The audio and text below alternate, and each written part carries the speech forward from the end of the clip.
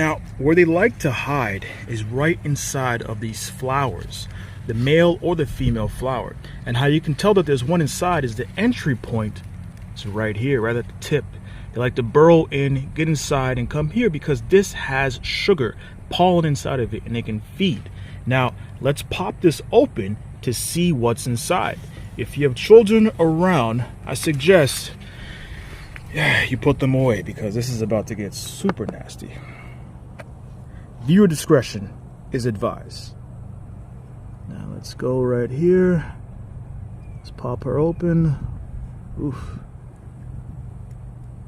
Oof. A few moments later. What popped out of this thing?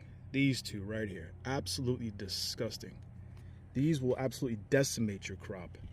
This is a smaller one, and as you can see, as it feeds and gets bigger, it becomes a huge larvae. Absolutely monstrous. So this will burrow into the base of your actual plant, burrow right in and become a vine borer on it, destroy it from the inside.